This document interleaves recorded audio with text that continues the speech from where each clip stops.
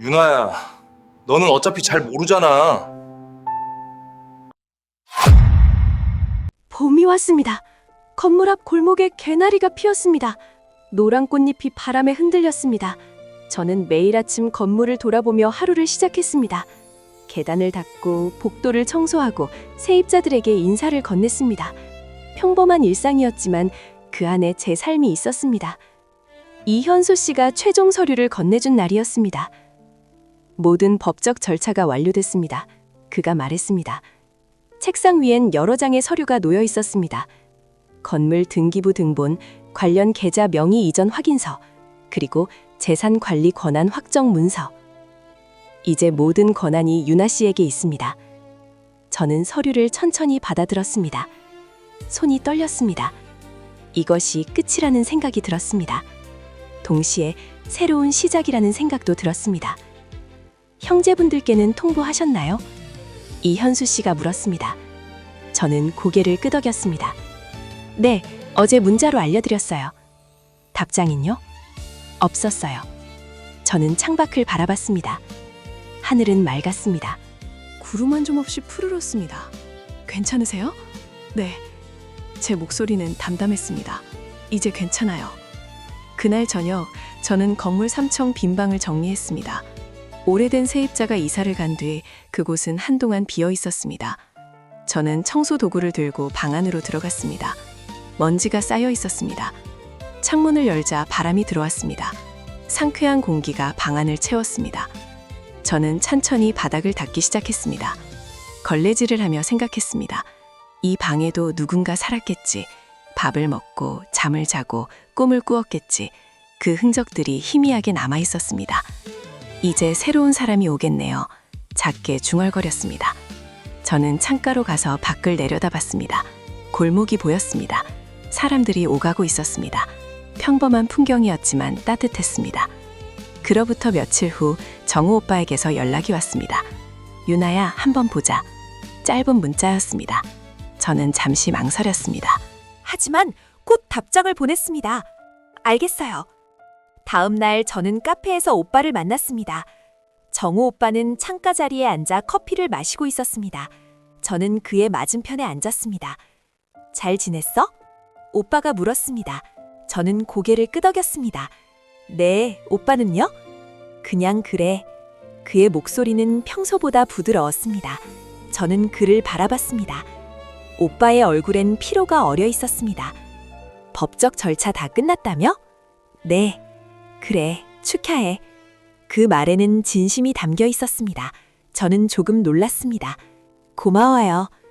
민호도 이제 받아들인 것 같아. 시간이 좀 걸렸지만 정우 오빠가 말했습니다. 우리가 너무 욕심을 부렸나 봐. 저는 고개를 저었습니다. 욕심이 아니에요. 오빠들도 가족이니까 당연한 마음이었어요. 그래도 미안해. 그가 작게 말했습니다. 저는 그의 눈을 바라봤습니다. 오빠의 눈빛엔 후회가 어려 있었습니다. 이제 우린 어떻게 지내면 될까? 오빠가 물었습니다. 저는 잠시 생각했습니다. 오빠들은 오빠들 삶을 사세요. 저는 제 삶을 살고요. 그럼 우린 남처럼 지내는 거야? 아니에요. 제가 대답했습니다. 가족이에요. 여전히. 단지 조금 거리를 두고 지내는 거죠. 정우 오빠가 고개를 끄덕였습니다. 알겠어. 네가 필요하면 언제든 연락해. 고마워요. 우리는 조금 더 이야기를 나누었습니다. 예전처럼 편하진 않았지만 그래도 대화는 이어졌습니다. 어색함 속에도 온기가 있었습니다. 카페를 나서며 정우 오빠가 말했습니다. 윤아야, 잘 살아. 오빠도요. 저는 그를 보며 미소 지었습니다. 오빠도 작게 웃었습니다. 우리는 각자의 길로 돌아갔습니다. 그날 밤 저는 핸드폰을 꺼냈습니다. 연락처 목록이 떠올랐습니다. 정우 오빠, 민호 오빠. 저는 한참을 그 이름들을 바라봤습니다. 이제 괜찮아요. 작게 중얼거렸습니다. 저는 천천히 연락처를 정리하기 시작했습니다. 삭제 버튼을 누르는 것은 쉽지 않았습니다. 손가락이 떨렸습니다. 하지만 저는 해냈습니다. 정우 오빠, 삭제. 민호 오빠, 삭제. 화면이 깨끗해졌습니다. 저는 핸드폰을 내려놓고 창밖을 바라봤습니다. 밤이 깊었습니다. 별이 떠 있었습니다. 이제 진짜 제 삶이에요. 저는 중얼거렸습니다. 가슴이 조금 아팠지만 동시에 홀가분했습니다. 다음 날 아침 저는 건물을 돌아보며 하루를 시작했습니다. 1층 편의점 주인이 인사를 건넸습니다. 좋은 아침이에요. 좋은 아침입니다. 저는 미소 지으며 대답했습니다. 2층 세입자가 쓰레기를 버리러 나왔습니다. 안녕하세요, 유나 씨. 네, 안녕하세요. 저는 계단을 올라가며 생각했습니다. 이곳이 제 자리라는 것을, 여기서 제가 필요한 사람이라는 것을. 3층 옥상에 올라가 도시를 내려다봤습니다. 햇살이 따뜻하게 내리쬐었습니다. 저는 난간에 기대어 눈을 감았습니다. 아버지, 어머니, 저 잘 살고 있어요. 바람이 불었습니다. 따뜻한 바람이었습니다. 저는 눈을 떴습니다. 하늘은 여전히 맑았습니다. 그날 오후 새로운 세입자가 3층 빈 방을 보러 왔습니다. 젊은 여성이었습니다. 그녀는 방 안을 둘러보며 말했습니다. 여기 좋네요. 햇빛도 잘 들고. 네, 이 방이 제일 밝아요. 저는 웃으며 대답했습니다. 계약하고 싶어요. 감사합니다. 저는 그녀와 계약서를 작성했습니다. 서류에 서명하는 그녀의 손이 떨렸습니다. 새로운 시작에 대한 설렘과 불안이 뒤섞인 떨림이었습니다. 잘 부탁드려요. 그녀가 말했습니다. 저야말로 잘 부탁드려요. 저는 그녀를 배웅하며 생각했습니다. 누군가에겐 이곳이 새로운 시작이 되겠지. 그 시작을 도울 수 있다는 게 감사했습니다. 어느덧 계절이 바뀌었습니다. 여름이 왔습니다. 건물 앞 나무에 초록잎이 무성했습니다. 저는 매일 아침 물을 주며 나무를 돌봤습니다. 작은 일이었지만 그 안에 제 마음이 담겨 있었습니다. 이현수 씨가 가끔 건물을 찾아왔습니다. 잘 지내시네요. 그가 웃으며 말했습니다. 네, 덕분이에요. 제 덕이 아니라 유나 씨 덕이죠. 저는 그와 차를 마시며 이야기를 나눴습니다. 건물 이야기, 세입자 이야기, 그리고 살아가는 이야기. 후회는 없으세요? 그가 물었습니다. 저는 고개를 저었습니다. 없어요. 이게 제 길이에요. 다행입니다. 그의 미소엔 따뜻함이 담겨 있었습니다. 저녁이 되면 저는 옥상에 올라가 하늘을 바라봤습니다. 노을이 졌습니다. 붉은 빛이 도시를 물들였습니다. 저는 그 빛 속에서 평화를 느꼈습니다. 감사합니다. 작게 중얼거렸습니다. 누구에게 하는 말인지 알 수 없었습니다. 어쩌면 아버지에게, 어쩌면 어머니에게, 어쩌면 제 자신에게. 밤이 되면 저는 방에 앉아 책을 읽었습니다. 조용한 시간이었습니다. 혼자였지만 외롭지 않았습니다. 저는 제 삶을 살고 있었습니다. 어느 날 편의점 주인이 말했습니다. 유나 씨, 이 건물 분위기가 정말 좋아졌어요. 정말요? 네, 사람 냄새가 나요. 그 말에 저는 가슴이 뭉클했습니다. 고마워요. 저야말로 고마워요. 좋은 주인 만나서. 저는 그날 저녁 옥상에서 한참을 서 있었습니다. 별이 떠올랐습니다. 반짝이는 별빛이 저를 비쳤습니다.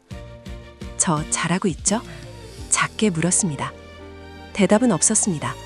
하지만 바람이 불었습니다. 따뜻한 바람이었습니다. 이제 저는 두렵지 않았습니다. 외롭지도 않았습니다. 저는 제 자리에 있었습니다. 제가 필요한 곳에, 제가 있어야 할 곳에. 아버지와 어머니가 남겨주신 이 건물은 단순한 재산이 아니었습니다.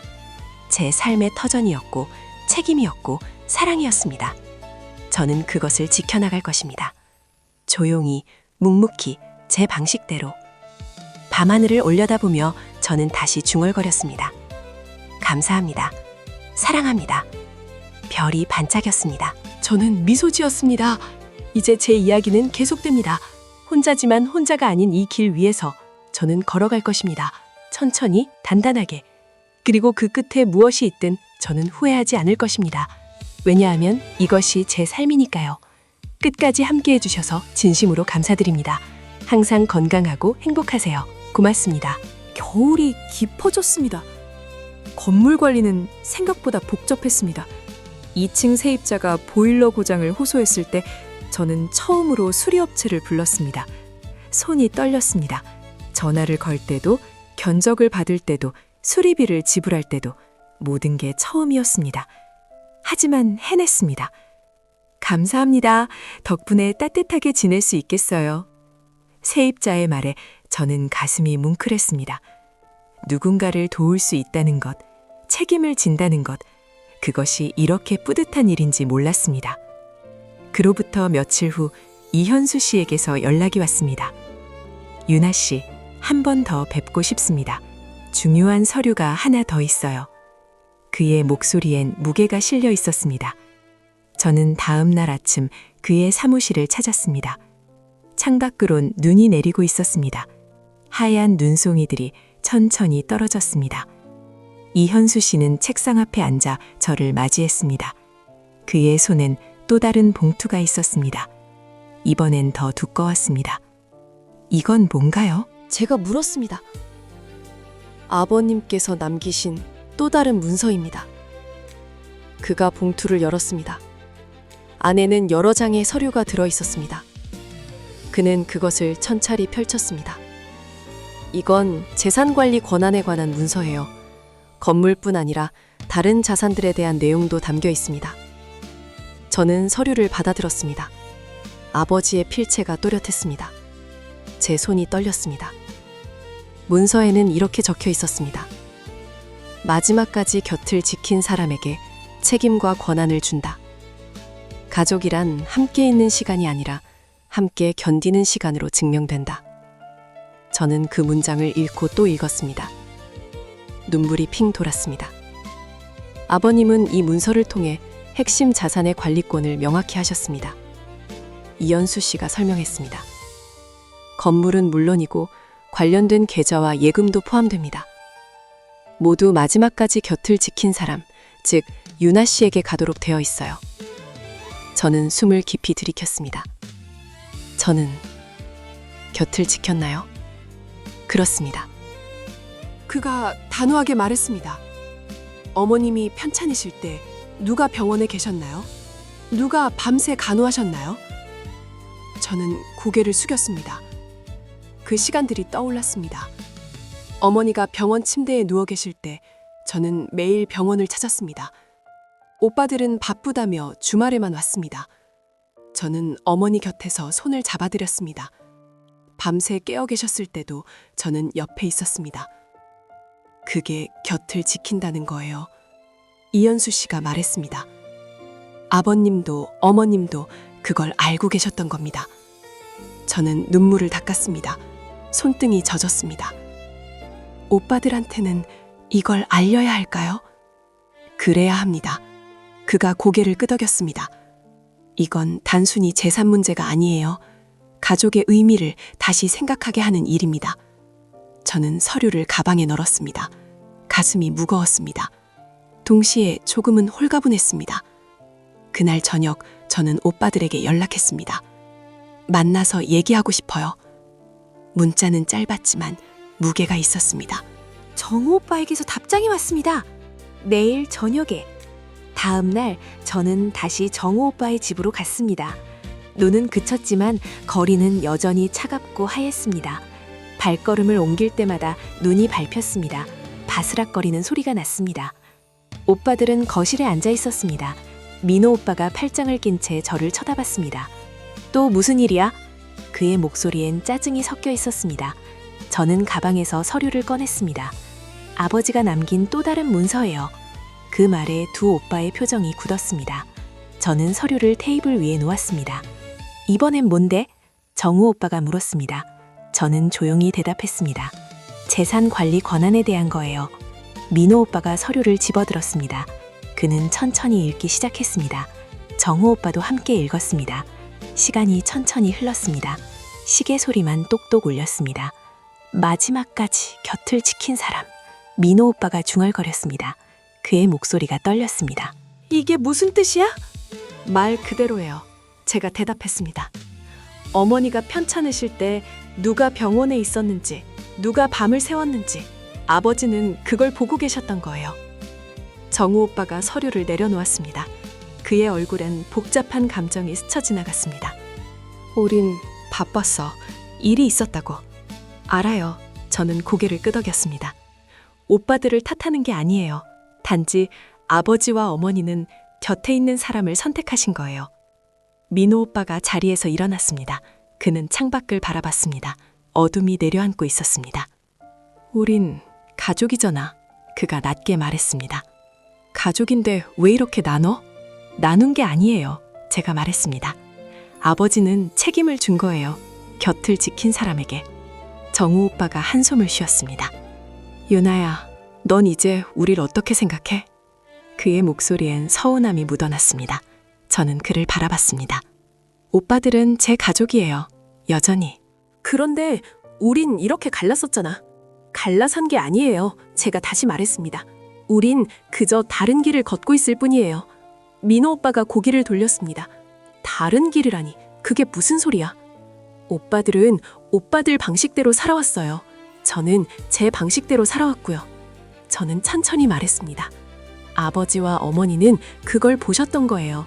그리고 제게 이 책임을 주신 거예요. 정우 오빠가 고개를 숙였습니다. 그는 한참 동안 말이 없었습니다. 민호 오빠도 창밖만 바라봤습니다. 우린 잘못한 거야? 정우 오빠가 작게 물었습니다. 저는 고개를 저었습니다. 잘못한 게 아니에요. 단지 선택이 달랐을 뿐이에요. 그날 밤 저는 오빠들과 오래 이야기를 나눴습니다. 처음으로 솔직하게 마음을 열었습니다. 그들도 조금씩 마음을 열었습니다. 쉽지 않았습니다. 때론 목소리가 높아지기도 했습니다. 하지만 끝까지 이야기를 나눴습니다. 유나야, 미안해. 정우 오빠가 말했습니다. 우리가 너를 너무 소외시켰던 것 같아. 저도 미안해요.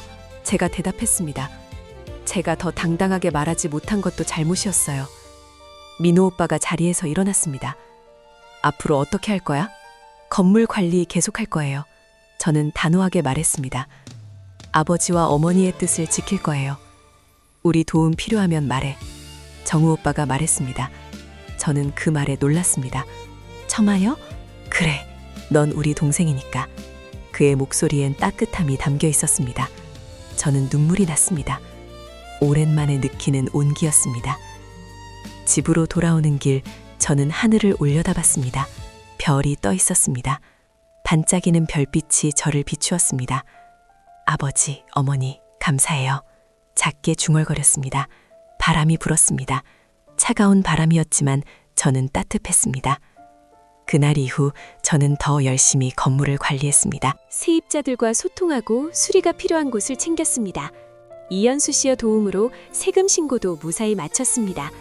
모든 게 조금씩 자리를 잡아갔습니다. 어느 날 1층 편의점 주인이 저를 불렀습니다. 유나 씨, 잠깐 시간 있으세요? 네, 무슨 일이세요? 이거 드시라고요. 그가 따뜻한 커피 한 잔을 건넸습니다. 감사합니다. 저는 커피를 받아 한 모금 마셨습니다. 따뜻함이 목을 타고 내려갔습니다. 요즘 건물이 많이 좋아졌어요. 그가 웃으며 말했습니다. 유나 씨가 잘 관리하시는 게 느껴져요. 정말요? 네, 전 주인분도 좋으셨지만 유나 씨는 더 세심하신 것 같아요. 그 말에 저는 가슴이 벅차올랐습니다. 인정받는다는 것, 누군가에게 필요한 사람이 된다는 것, 그것이 이렇게 행복한 일인지 몰랐습니다. 감사합니다. 앞으로도 잘 부탁드려요. 저야말로요. 그날 저녁 저는 건물 옥상에 올라갔습니다. 도시의 불빛이 반짝였습니다. 저는 난간에 기대어 하늘을 바라봤습니다. 구름 사이로 달이 떠올랐습니다. 아버지, 제가 해내고 있어요. 작게 중얼거렸습니다. 바람이 머리카락을 흔들었습니다. 저는 눈을 감았습니다. 이제 두렵지 않았습니다. 이틀이 지났습니다. 저는 약속 시간 1시간 전 이연수 씨에게 전화를 걸었습니다. 목소리가 떨렸습니다. 혹시 시간 되시면 잠깐 뵙고 싶은데요. 전화 너머로 잠깐의 침묵이 흘렀습니다. 그리고 그가 대답했습니다. 지금 오실 수 있으세요? 네. 저는 서둘러 사무실로 향했습니다. 거리는 분주했습니다.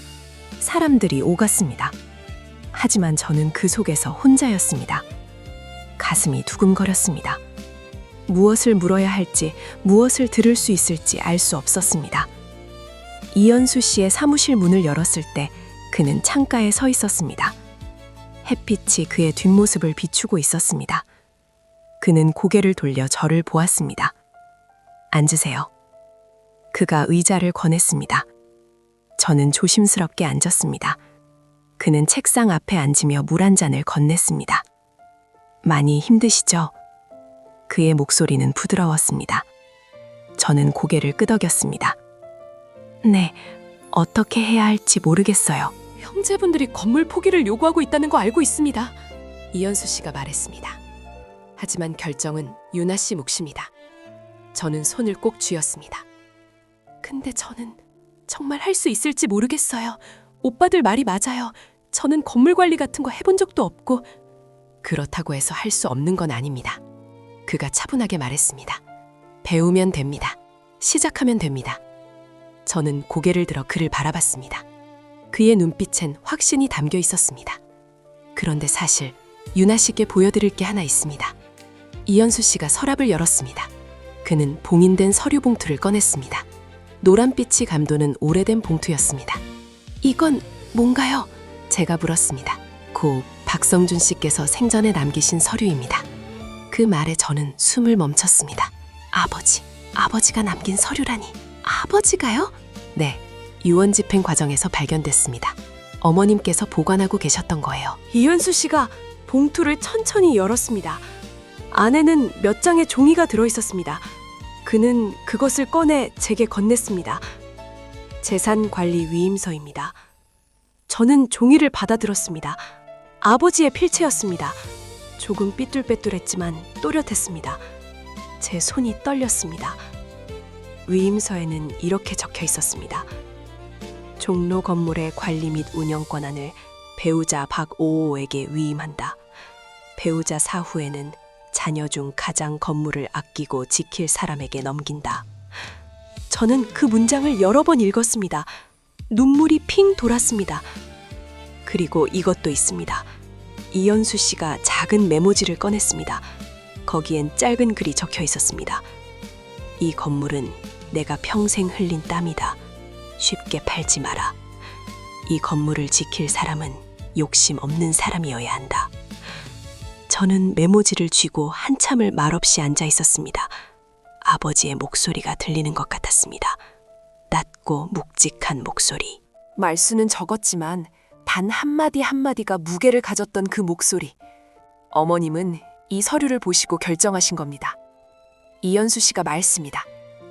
유나 씨가 욕심 없는 사람이라고, 건물을 지킬 사람이라고. 저는 눈물을 닦았습니다. 손등이 젖었습니다. 하지만 정말 할 수 있을까요? 할 수 있습니다. 그가 단호하게 말했습니다. 제가 도와드릴 수 있습니다. 관리 방법, 법적 절차, 세입자 응대 다 알려드릴 수 있어요. 그의 말에 저는 조금씩 용기가 생겼습니다. 작은 불씨 같은 것이 가슴속에서 타올랐습니다. 오빠들한테는 이 서류를 보여줘야 할까요? 제가 물었습니다. 이현수 씨가 고개를 끄덕였습니다. 그게 좋을 것 같습니다. 아버님의 의지를 알아야 이해할 수 있을 테니까요. 저는 서류를 가방에 넣었습니다. 그리고 자리에서 일어났습니다. 감사합니다. 제 목소리는 여전히 떨렸지만 이전보다는 단단했습니다. 그날 저녁 저는 오빠들을 만났습니다. 정우 오빠의 집 거실. 그들은 소파에 앉아 저를 기다리고 있었습니다.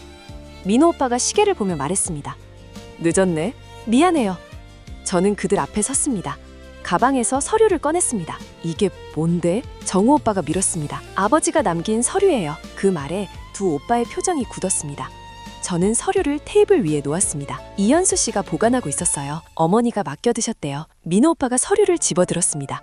그는 찬찬히 읽기 시작했습니다.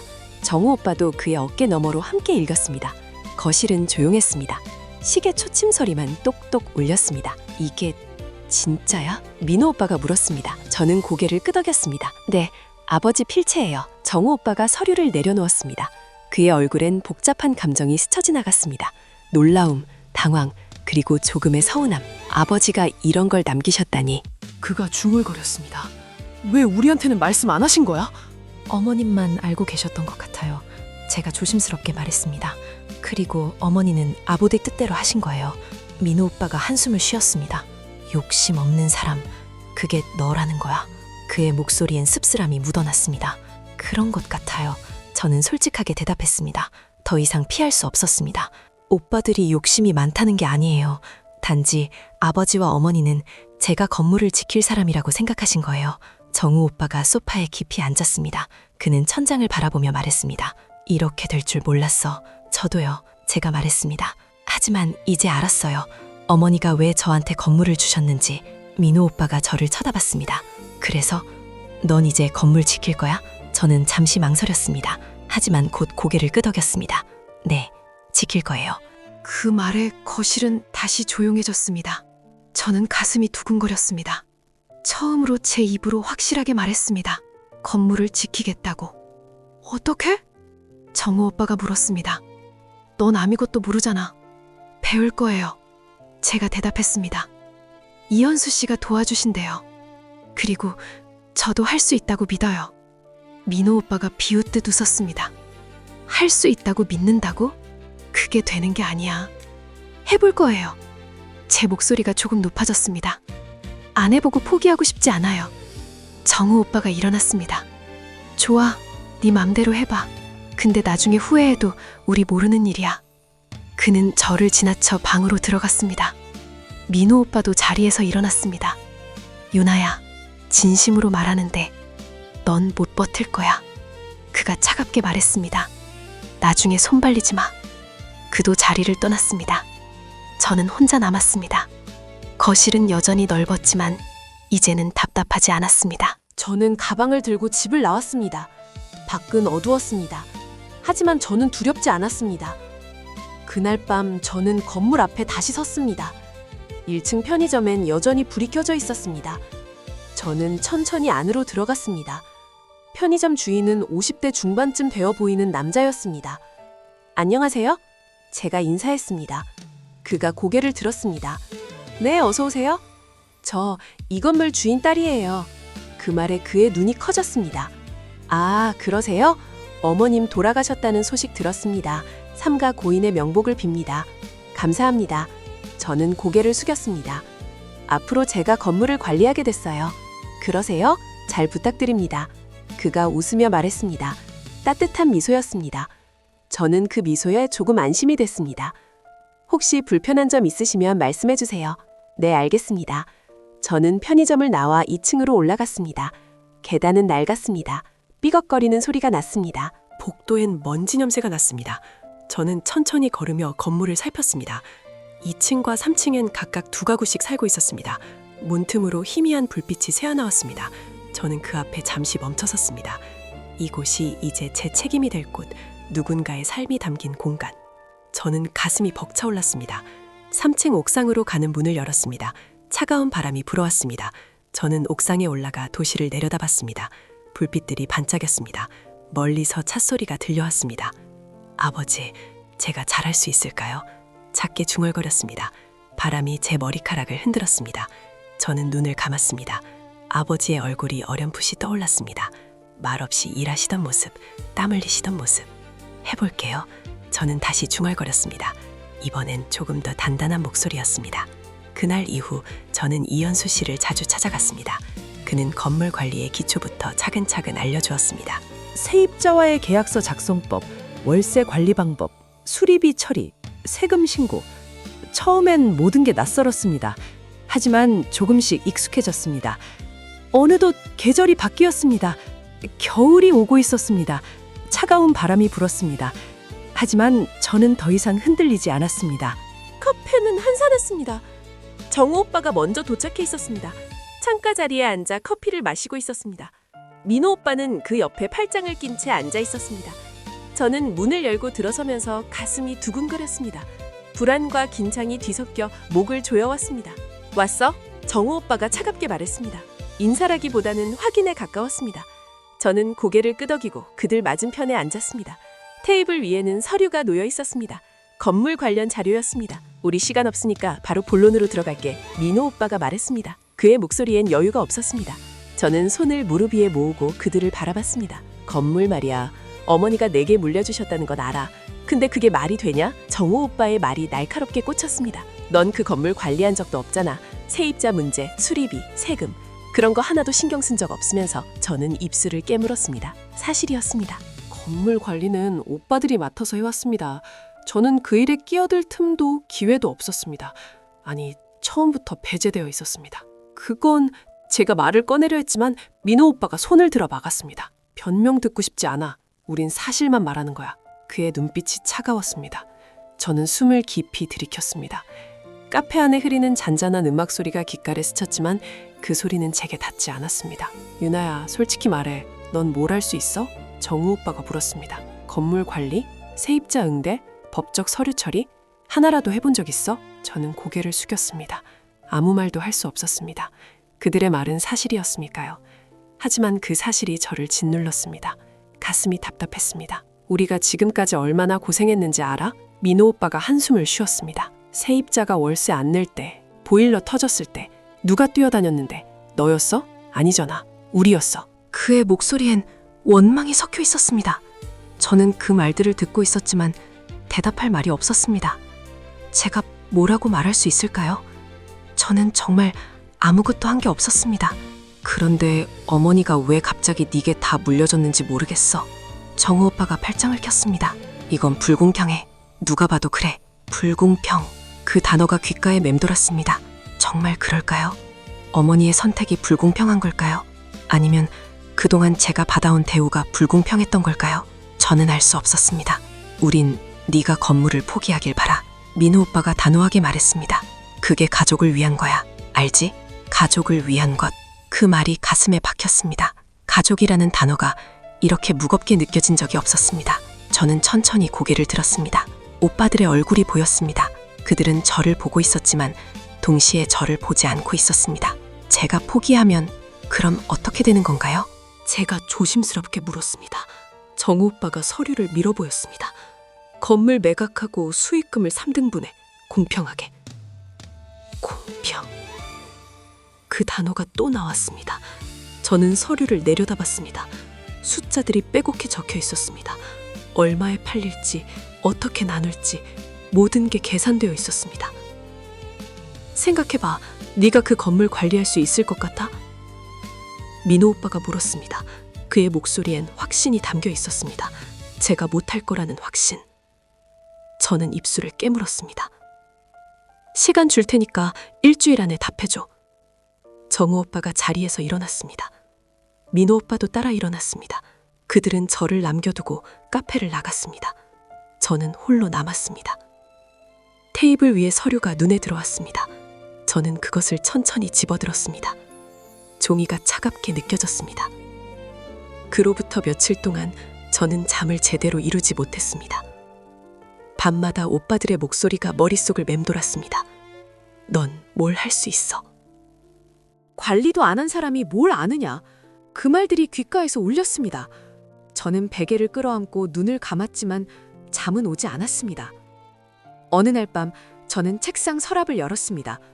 그곳엔 어머니의 사진이 있었습니다. 오래된 사진이었습니다. 어머니가 젊었을 때의 모습, 옅은 미소를 짓고 계셨습니다. 저는 그 사진을 한참 바라봤습니다. 어머니, 왜 저한테 이런 선택을 주신 거예요? 작게 중얼거렸습니다. 대답은 없었습니다. 방 안은 고요했습니다. 창밖에서 바람 소리만 들려왔습니다.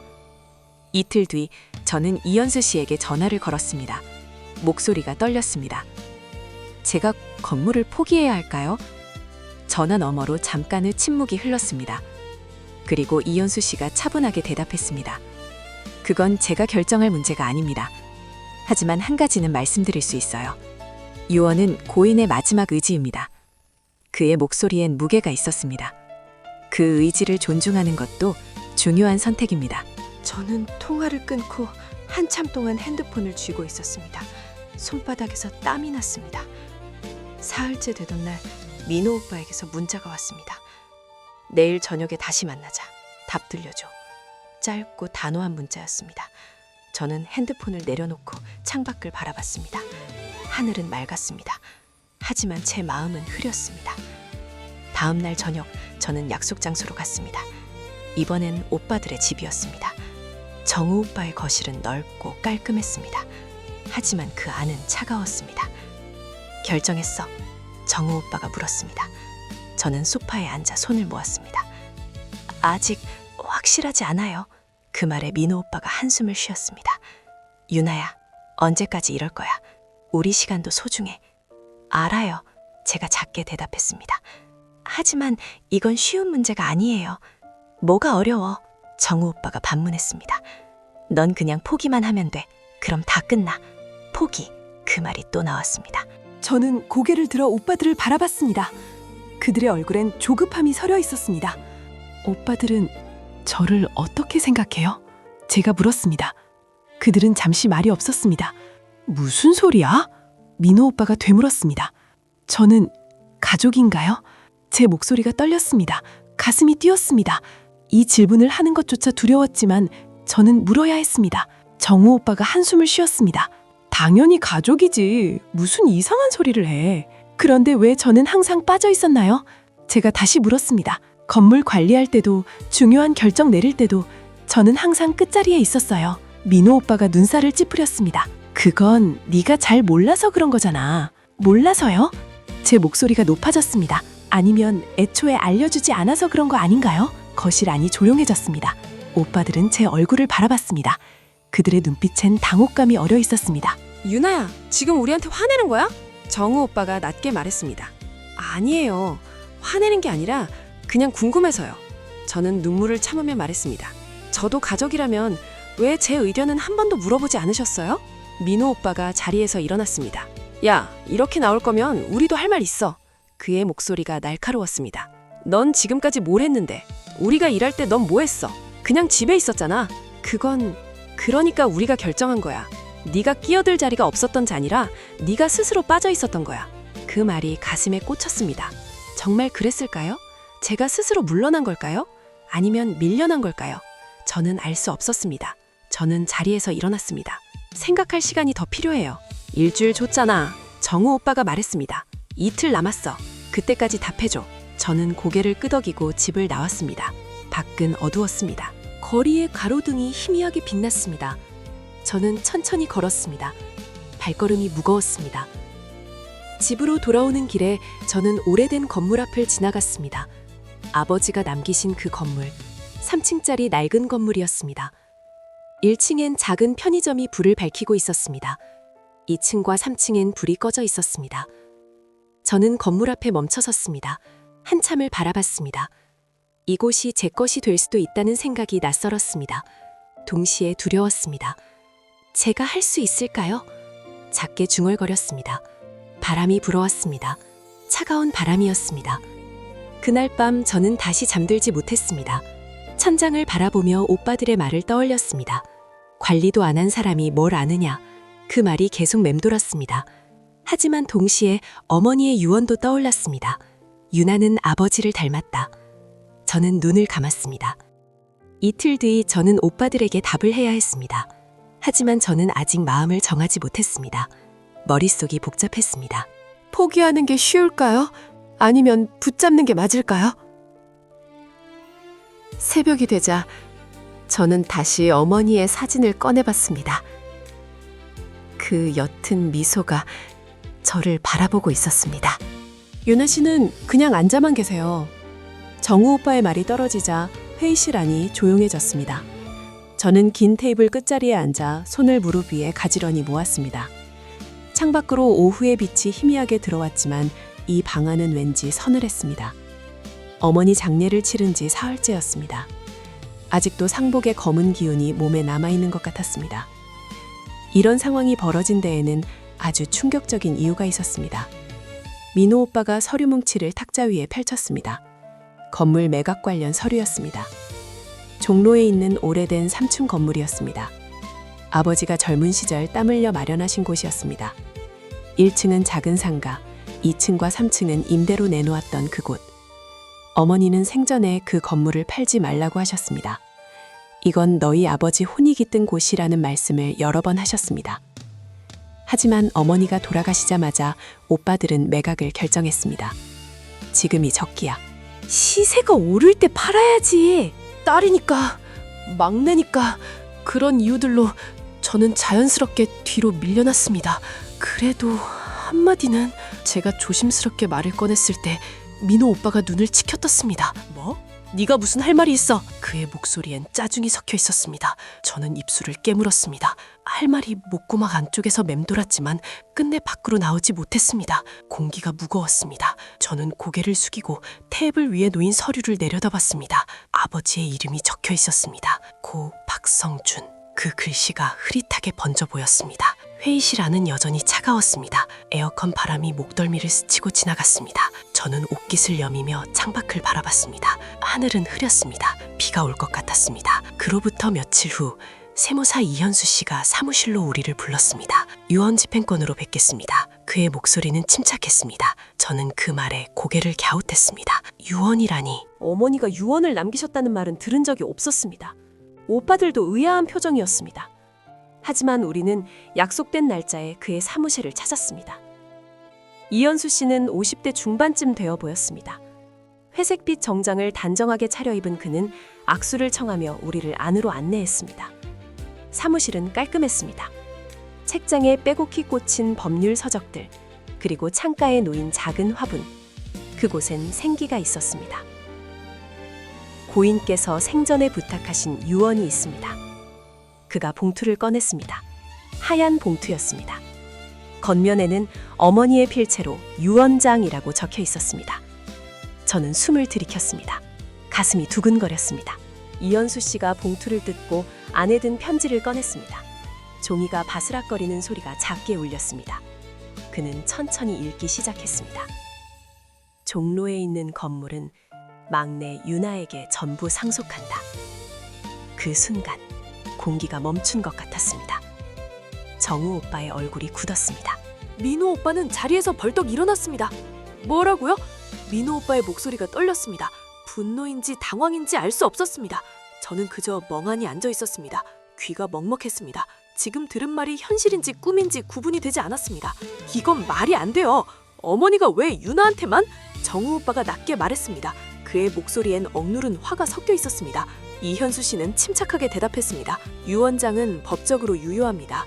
고인의 의지를 존중해야 합니다. 존중? 이건 불공평해요.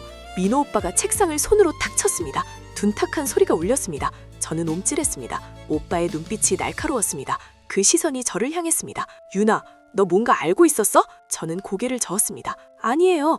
저도 처음 들었어요. 목소리가 떨렸습니다.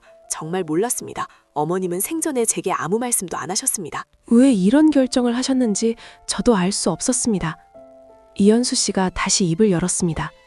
유언장에는 이유도 적혀 있습니다. 그가 종이를 한 장 더 꺼냈습니다. 어머니의 손글씨였습니다.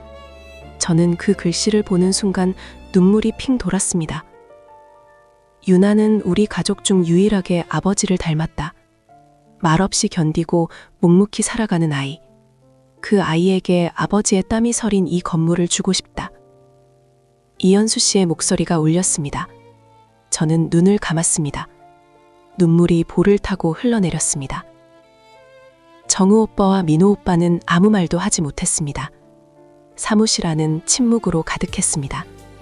창밖에서 바람소리가 들려왔습니다. 낙엽이 구르는 소리 같았습니다. 저는 천천히 고개를 들었습니다. 오빠들의 얼굴이 보였습니다. 그들은 저를 보고 있었지만 동시에 저를 보지 않고 있었습니다. 그들의 눈빛엔 의심과 서운함이 뒤섞여 있었습니다. 이건 공정하지 않아. 정우 오빠가 중얼거렸습니다. 그의 목소리는 낮았지만 분명했습니다. 민호 오빠는 문을 향해 걸어갔습니다. 나 먼저 갈게. 그가 문을 거칠게 열고 나갔습니다. 쿵 하는 소리가 복도에 울렸습니다. 정우 오빠도 자리에서 일어났습니다. 그는 저를 한번 쳐다본 뒤 말없이 나갔습니다. 사무실엔 저와 이현수 씨만 남았습니다. 괜찮으세요? 그가 조심스럽게 물었습니다. 저는 고개를 끄덕였습니다. 괜찮다고 말하고 싶었지만 목소리가 나오지 않았습니다. 그는 물 한 잔을 건네주었습니다. 저는 그것을 받아 한 모금 마셨습니다. 물은 차가웠습니다. 시간이 필요하실 겁니다. 이현수 씨가 말했습니다. 하지만 유언은 명확합니다. 법적으로 문제 없습니다. 저는 고개를 숙였습니다. 손안에 물잔이 떨렸습니다. 집으로 돌아오는 길은 멀게 느껴졌습니다. 거리는 여전히 붐볐지만 저는 그 안에서 혼자였습니다. 사람들이 스쳐 지나갔습니다. 누군가의 웃음소리가 들렸습니다. 하지만 저는 그 소리들 속에 섞이지 못했습니다. 집에 도착했을 때 저는 거실 소파에 주저앉았습니다. 불을 켜지 않았습니다. 어둠 속에서 저는 어머니를 떠올렸습니다. 어머니의 목소리, 어머니의 손길, 어머니가 제 머리를 쓰다듬던 그 온기, 모든 것이 아득했습니다. 왜 저에게 건물을 물려주셨을까? 그 질문이 계속 맴돌았습니다.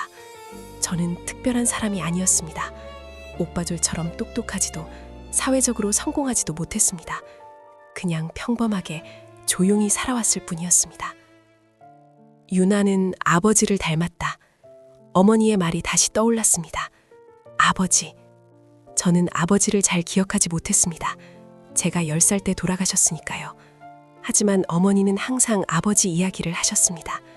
말없이 일하시던 분, 가족을 위해 묵묵히 땀 흘리셨던 분. 어쩌면 어머니는 아버지를 통해 저를 보셨는지도 모릅니다. 밤이 깊어갔습니다. 저는 창밖을 바라봤습니다. 어둠 속에서 가로등 불빛이 흔들렸습니다. 바람이 불고 있었습니다. 그날 밤 저는 잠들지 못했습니다. 오빠들이 다시 저를 찾아올 것이라는 불안이 가슴 한편을 짓눌렀습니다. 그리고 그 불안은 틀리지 않았습니다. 이틀 뒤 정우 오빠에게서 전화가 왔습니다. 내일 만나자. 할 얘기가 있어. 목소리는 차갑고 단호했습니다. 저는 핸드폰을 꼭 쥐고 대답했습니다. 알겠어요. 통화가 끊긴 뒤 저는 한참 동안 그 자리에 서 있었습니다. 핸드폰 화면엔 통화 시간이 찍혀 있었습니다. 47초. 짧은 시간이었지만 그 안에 담긴 무게는 무거웠습니다. 내일은 또 어떤 말들이 오갈까요? 저는 창밖을 바라봤습니다. 하늘은 여전히 흐렸습니다.